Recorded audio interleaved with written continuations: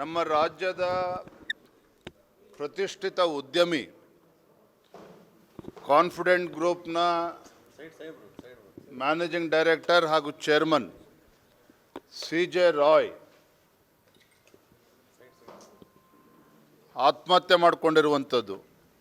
ಅಂದರೆ income tax ride ಆದಂಥ ಸಂದರ್ಭದಲ್ಲಿ ಈ ಒಂದು ಅನಾಹುತ ಆಗಿರ್ತಕ್ಕಂಥದ್ದು ನಿಜವಾಗ್ಲೂ ಕೂಡ ಭಾಳ ದುಃಖ ತರುವಂಥ ಸಂಗತಿ.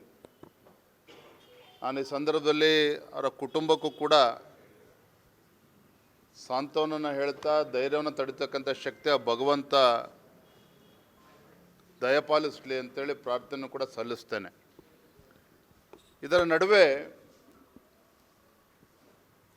ಕಾಂಗ್ರೆಸ್ ಪಕ್ಷದ ಹಿರಿಯ ಮುಖಂಡರುಗಳ ಒಂದು ಪ್ರತಿಕ್ರಿಯೆಯನ್ನು ಕೂಡ ನಾನು ಗಮನಿಸ್ತಾ ಇದ್ದೇನೆ.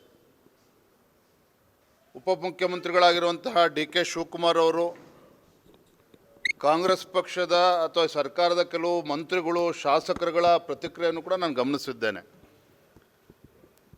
ನನಗೆಲ್ಲೋ ಒಂದು ಕಡೆ ಗುಮಾನಿನೂ ಕೂಡ ಬರ್ತಾ ಇದೆ ಇವರ ಹೇಳಿಕೆಗಳನ್ನು ಗಮನಿಸಿದಾಗ. ಈ ಘಟನೆ ನಡಿಬಾರ್ದಿತ್ತು, ಅದ್ರ ಬಗ್ಗೆ ಯಾರ್ದು ಕೂಡ ತಕರಾರಿಲ್ಲ. ಆದರೆ ಸಿ.ಜೆ. ರಾಯ್ ಅವರು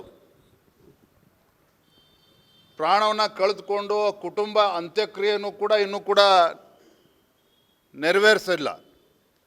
ಅದ್ರ ನಡುವೆ ಭಾಳ ಆತುರವಾಗಿ ರಾಜ್ಯ ಸರ್ಕಾರ ಇವತ್ತು SIT ರಚನೆ ಮಾಡಿರುವಂಥದ್ದೇ ಇವತ್ತು ಗುಮಾನಿಗೆ ಕಾರಣ ಆಗ್ತಾ ಇದೆ. ಪಾಪ ಡಿ.ಕೆ. ಶಿವಕುಮಾರ್ ಅವರ ಮುಖದಲ್ಲಿ ಬಹಳ ಗೊಂದಲ, ನೋವು ಕೂಡ ನಾನು ಗಮನಿಸ್ತಾ ಇದ್ದೇನೆ.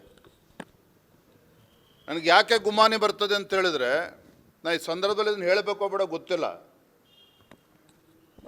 SIT Siddaramaiah special investigation team ಯಾವ್ಯಾವಾಗ ಈ ಸರ್ಕಾರ ರಚನೆ ಮಾಡಿದೆ. ಮುಖ್ಯಮಂತ್ರಿ ಸಿದ್ದರಾಮಯ್ಯನವರ ಹೂಬ್ಲೋ ವಾಚ್ ಪ್ರಕರಣ ಬಂದಾಗ SIT ಆಗ್ತದೆ. ಎರಡು ಕಾರಣಕ್ಕೆ ಕಾಂಗ್ರೆಸ್ ಸರ್ಕಾರ SITಗಳನ್ನು ರಚನೆ ಮಾಡ್ತಾರೆ.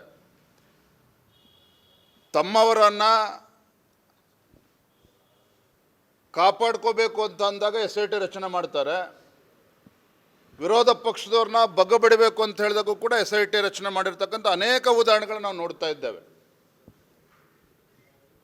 ಚಿನ್ನಸ್ವಾಮಿ ಕ್ರೀಡಾಂಗಣ ಪಾಪ ಅನೇಕ ಯುವಕರು ಅದರಲ್ಲಿ ಪ್ರಾಣ ಕಳೆದುಕೊಂಡ್ರು. ಏಕಾಏಕಿ SITನ ರಚನೆ ಮಾಡಿದ್ರು.